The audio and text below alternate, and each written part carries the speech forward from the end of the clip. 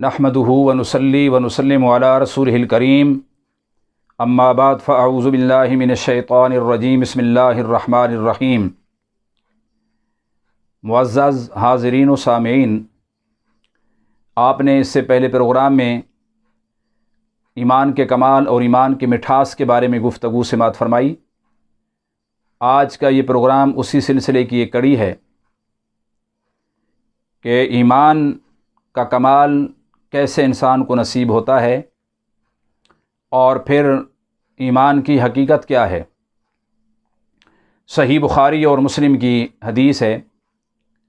कि हज़रत जिब्रील अमीन नबी पाक सल्लल्लाहु ताला अलैहि वसल्लम की खिदमत में हाज़िर होते हैं और चंद सवालात करते हैं नबी पाक सल्लल्लाहु ताला अलैहि वसल्लम की उम्मत की तालीम की खातिर, ताकि जिब्रील हुजूर से सवाल करें और नबी पाक सल्लल्लाहु ताला अलैहि वसल्लम जिब्रील को उन सवालात का जवाब दें। नतीजतन सहाबा किराम को और नबी पाक सल्लल्लाहु ताला अलैहि वसल्लम की उम्मत को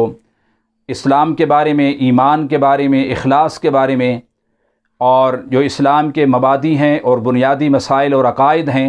उनके बारे में तफसील पता चले। हदीस पाक के रावी हैं हज़रत उमर बिन ख़त्ताब रज़ियल्लाहु ताला अन्हु, फरमाते हैं बैनमा नहनु इंद रसूलिल्लाह सल्लल्लाहु ताला अलैहि वसल्लम ज़ात यौमिन इस्तला अलैना रजुलुन शदीदु बयाज़ सियाब व शदीदु सवाद शार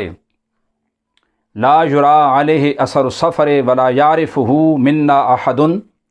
हम हुजूर की खिदमत में बैठे थे कि एक शख्स हम पर अचानक नमूदार हुआ और तुलू हुआ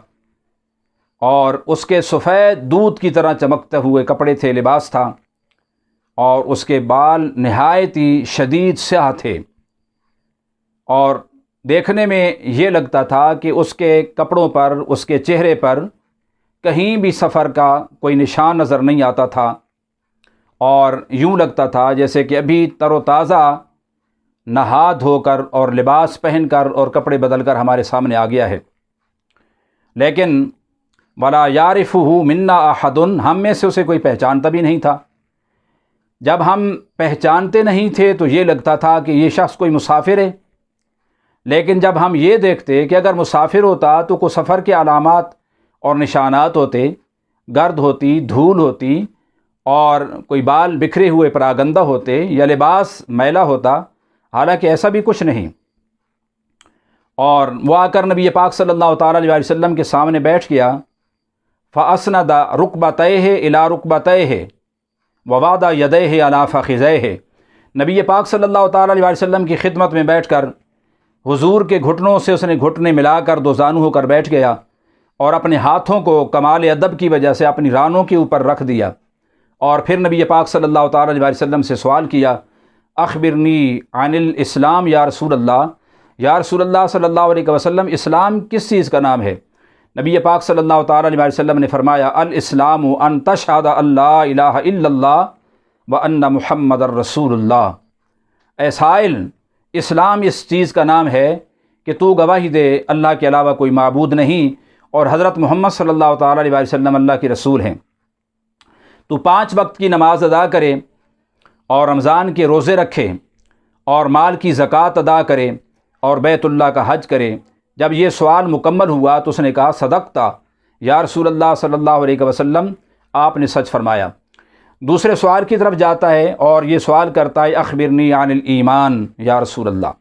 या रसूल अल्लाह सल्लल्लाहु अलैहि वसल्लम, ईमान किस चीज़ का नाम है? नबी पाक सल्लल्लाहु ताला अलैहि वसल्लम ने फरमाया, अल ईमानु अन तुमिन बिल्लाहि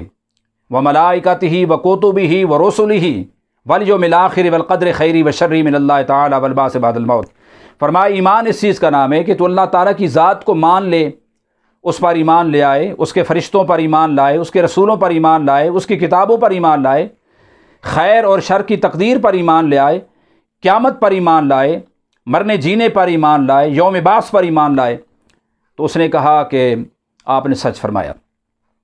तीसरा सवाल करता है, अख़बिरनी अनिल एहसान या रसूल अल्लाह सल्लल्लाहु अलैहि वसल्लम। या रसूल अल्लाह, एहसान किस चीज़ का नाम है?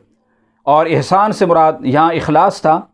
कि इखलास किस चीज़ का नाम है? नबी पाक सल्लल्लाहु ताला अलैहि वसल्लम ने फरमाया,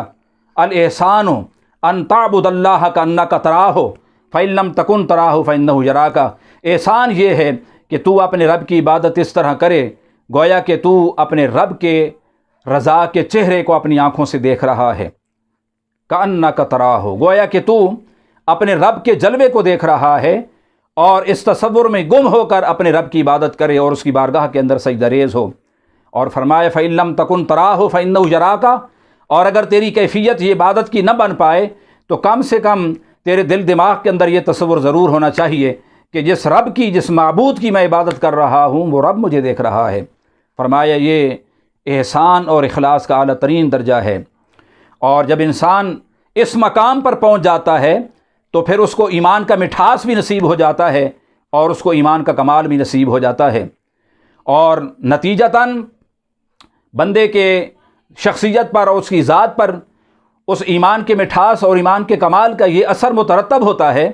کہ نبی پاک صلی اللہ تعالیٰ علیہ وسلم نے فرمایا جب بندہ اس مقام پر پہنچ جائے تو بندے کی کیفیت، اس کے معاملات اور اس کی طرز زندگی اور اس کا طرز عمل یہ ہو جاتا ہے کہ لا یؤمن احدکم حتی یحب لاخیہ ما یحب لنفسہ، اس وقت تک تم میں سے کوئی شخص مومن نہیں ہو سکتا جب تک کہ وہ جو کچھ اپنے لیے پسند کرتا ہے وہ چیز اپنے بھائی کے لیے پسند نہ کر لے۔ یعنی اپنے لیے اگر عزت پسند کرتا ہے تو اپنے بھائی کی بھی عزت کرنا سیکھے گا، اپنے لیے اگر جانی مالی نقصان کو ناپسند کرتا ہے تو اپنے مسلمان بھائی کے لیے بھی جانی مالی عزت آبرو کا نقصان ناپسند کرے گا، اپنے کسی منصب اور عہدے کی ترقی کو پسند کرتا ہے تو یہی جذبات اور یہی خیالات اپنے مسلمان بھائی کے بارے میں بھی رکھے گا۔ تو فرمایا